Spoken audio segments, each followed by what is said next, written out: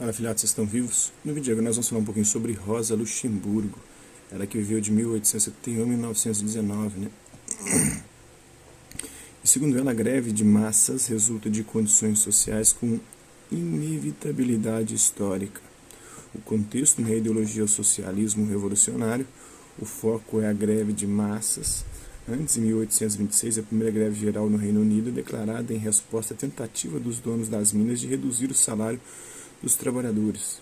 Em 1848, Karl Marx teoriza no Manifesto Comunista que a revolução e a mudança histórica são resultado do conflito de classes entre os dominantes e os subordinados. Depois, entre 1937 e 1938, a transformação forçada da União das Repúblicas Socialistas Soviéticas por Stalin numa potência industrial leva ao seu grande expurgo, né? Milhares de pessoas são executadas. Em 1989, o Solidariedade, sindicato polonês, derrota o Partido Comunista com uma coalizão de governo liderada por Lech Walesa. Então, segundo a Rosa Luxemburgo, existem desigualdade e opressão numa sociedade capitalista. Os trabalhadores oprimidos não precisam de líderes externos, pois vão se erguer espontaneamente para se livrar dos seus opressores. Então, é uma crítica aqui aos intelectuais que liderariam os operários para fazer com que eles se conscientizassem e assim fizessem a revolução. A greve de massa resulta de condições sociais com inevitabilidade histórica. Isso pode acontecer, inclusive, agora nesse momento, né? Se o governo não der assistência, se o desemprego aumentar, se os salários reduzirem, a população pode se organizar e fazer motins, rebeliões e até falar em revoluções, né? A esquerda pode ganhar terreno com a crise se agravando com a pandemia do coronavírus. A teórica marxista Rosa Luxemburgo articulou a ideia de uma greve de massas de maneira revolucionária, enfatizando sua natureza orgânica. Ela considerava tanto as greves gerais políticas quanto as econômicas como as ferramentas mais importantes na luta pelo poder dos trabalhadores. As ideias de Luxemburgo se formaram em resposta às greves generalizadas dos trabalhadores e ao protesto de Domingo Sangrento em São Petersburgo, que se espalhou até virar a Revolução Russa. O Domingo Sangrento aconteceu em 1905, né? A Revolução é em 1917. É uma revolução social, né? Marx e Engels imaginaram que uma greve de massas do proletariado seria liderada por uma vanguarda profissional fora ou acima da classe trabalhadora, enquanto para teóricos anarquistas a revolução seria inflamada por atos extraordinários de destruição e propagação, né? Para Luxemburgo, nenhuma dessas duas ideias representava o jeito certo de se entender ou facilitar a greve de massas. Em vez disso, ela via muitas dinâmicas diferentes operando juntas numa revolução social. Em sua obra Dialética da Espontaneidade e da Organização, Luxemburgo explicou que a organização política se desenvolveria naturalmente, já que os trabalhadores haviam aprendido a lição ao participar de greves por melhores salários e mais tarde para fins políticos. Mas a greve está se tornando um instrumento cada vez mais ineficaz. O sindicato, o Sindicato dos Trabalhadores, Unificado dos Trabalhadores em Educação do Estado de Minas Gerais, fez uma greve agora no início do ano e com a pandemia não vai sair nada, né? E mesmo sem a pandemia, provavelmente a gente não teria conquista e ganho algum. As últimas greves todas foram assim, não tiveram conquistas e ganho praticamente nenhum. Então, estão se tornando cada vez mais instrumentos de ação ineficazes e que não alcançam aquilo que pretende ou aquilo que se propõe. Então, e os próprios trabalhadores operários estão percebendo isso e estão aderindo cada vez menos às greves.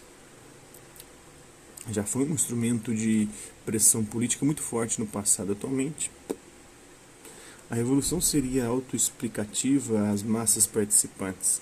Ela acreditava que os líderes não deveriam ser nada além da corporificação consciente dos sentimentos e ambições das massas, e que as greves dessas trariam uma nova forma de socialismo. Os eventos de 1905 mostraram a Luxemburgo que a greve geral não poderia ser decretada por uma decisão executiva, né, de alguém que esteja acima da massa operária, né? Nem poderia ser fomentada de modo confiável por grupos de base, né?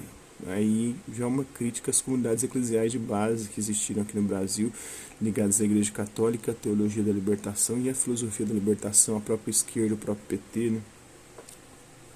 Mas que seria um fenômeno natural da consciência proletária. Uma esperança também um tanto quanto utópica, né?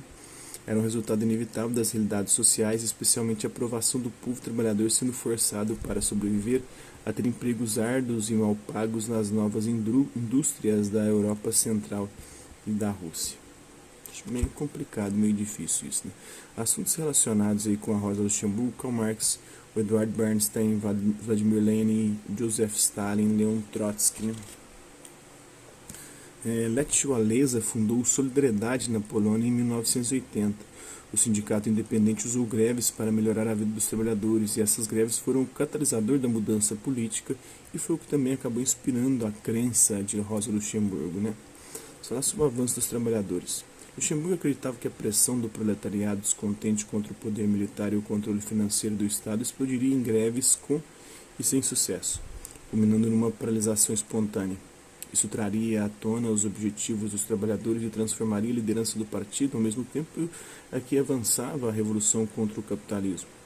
Enquanto isso, os trabalhadores se desenvolveriam intelectualmente, garantindo o seu futuro. A greve de massa é simplesmente a forma de luta revolucionária em um dado momento, segundo a Rosa Luxemburgo, né? Vladimir Lenin discordava que essa espontaneidade revolucionária tirava os benefícios da disciplina inerente ao planejamento de uma revolução liderada por comandantes instruídos. Claro, ele queria ser esse sujeito sustentado para conscientizar a classe proletária, né? Ele atribuiu o papel de liderança ao seu partido bolchevique, né? Luxemburgo via isso como um caminho para a ditadura e, por fim, a brutalização da vida pública. Os horrores do terror vermelho de Lenin e a trajetória dos assassinatos de Stalin provaram que ela estava certa, né? E é isso mesmo que acaba acontecendo, né? Quando esses líderes que querem falar em nome dos operários e sequer trabalham, né? Das vezes eles levam para manter o controle e o poder ao autoritarismo, ao sangue, ao derramamento de sangue, né? Nascida na Polônia, na cidade de Zamość, Rosa Luxemburgo foi uma estudante e linguista de destaque, absorvida aos 16 anos pela política socialista. Tornou-se cidadã alemã em 1898 e se mudou para Berlim, onde se uniu ao movimento trabalhista internacional e ao Partido Social Democrata. Escreveu sobre assuntos ligados ao socialismo, sufrágio das mulheres e economia, e trabalhou para uma revolução dos trabalhadores. Encontrou-se com Lenin em 1907 numa conferência dos sociais-democratas russos em Londres.